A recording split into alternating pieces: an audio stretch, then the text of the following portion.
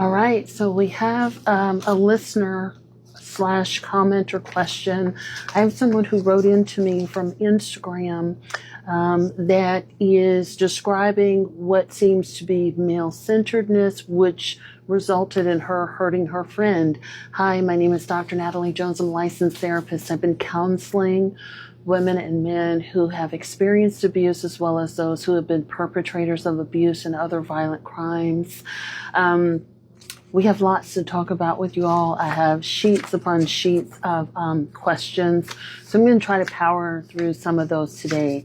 So this commenter writes, "Hi, Dr. Jones, can I ask for a little bit of perspective in a situation I had a few months back? I'm a college student and I had a falling out with my best friend over a few things, but a big part of it had to do with a guy.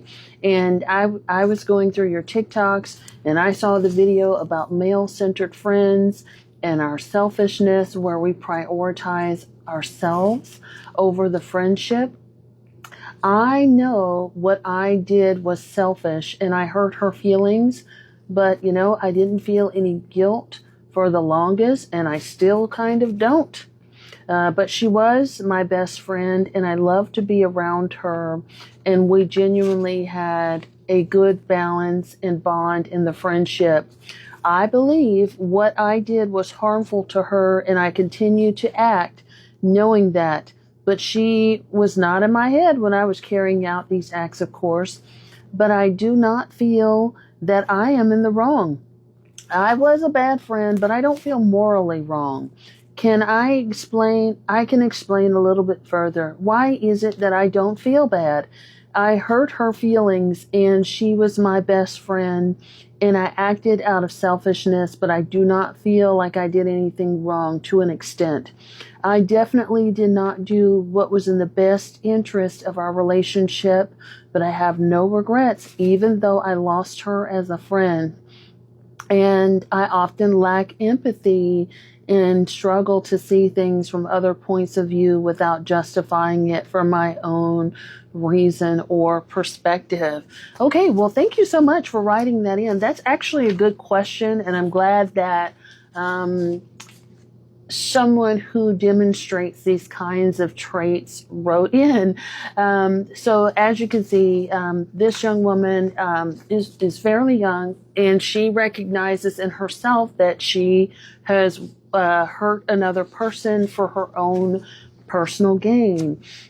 And I want to try to answer this question to be honest, but I also want to be very respectful. I honestly think you kind of know your answer already. If you watch the TikToks and you know that you lack empathy and this is an ongoing issue, I feel like you may know that you have maybe a poor track record in relationships, and not that you have any trouble with getting any, but you have trouble with sustaining them because you're going to do what's in your own best interests, regardless of who you hurt or how those actions come across. And what do we call someone who lacks empathy and someone who hurts other people, and someone who puts their interests above everyone else? And that's kind of that's one of the hallmarks of narcissism. I also don't know, to what extent your lack of empathy goes. But it sounds like there is still some connection there. There's still some fond memories, and you know what you did was wrong.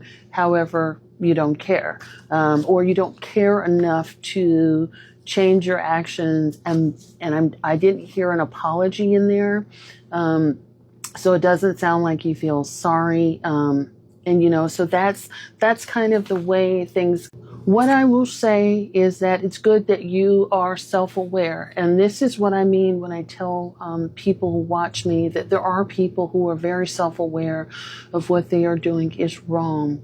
Now, what I will say is, yes, you were wrong, but you know that already. But I think sometimes people don't understand, people that lack empathy and lack the ability to put themselves in someone else's shoes don't understand the gravity of what they have done until it's turned back upon them. So what I will say to this is that, like, you may have a further, you may have a little bit more of an understanding. I won't say that you will become empathetic, but when the sword is turned back on you is when you may have a little bit more of an understanding about how you did your friend. Despite you calling her your friend, one of the things that I have noticed, or what stuck out to me, is that, in spite of that, calling her your friend, she was very disposable to you. And it sounds like what you miss is, the connection and how this person may have shown up for you in that balance. But you also are very self-centered in what you don't feel, the morals. So the reason why I would say why you don't feel bad is because there seems to be quite a bit of narcissism going on there. And there seems to be a lack of emotional intelligence per se, and that could be, again, because you're so used to sort of doing things, and so there could be some other things going on. I won't say that you are a diagnosed narcissist because I don't know, but what I will say is this is hallmark narcissism, but there could be some other things that sort of add to this diagnostically for you. It may be worth it for you to sit down and talk with somebody, a licensed professional, to get further clarification, to see if any other things are at play.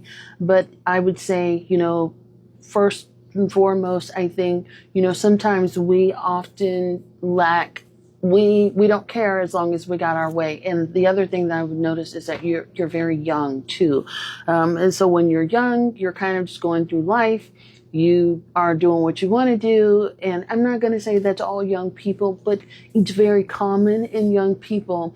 And so you may not have enough life experience yet to have had certain things done to you. You also, I also don't know how you were raised, because sometimes people are culturally raised to not care and to do what's best for them.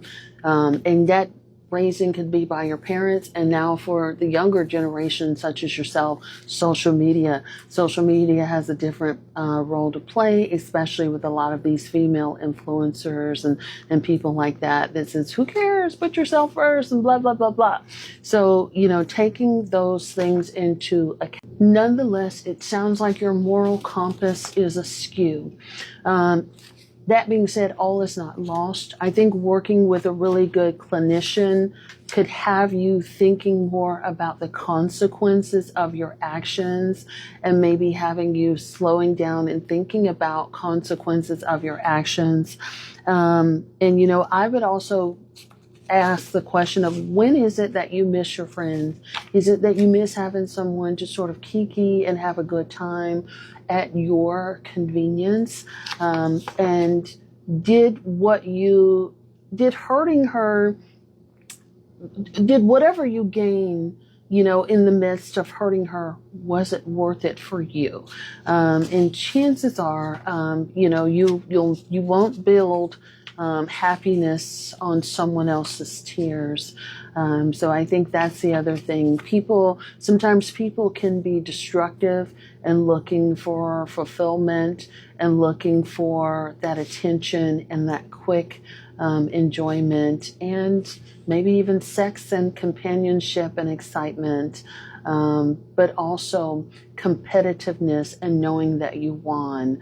When you're fighting over a guy, it's like, oh, he's paying more attention to me. I am better than you, and I won the prize. And that's unfortunate for you, because you actually ended up losing a bigger prize. Hope that helps. Thanks for writing.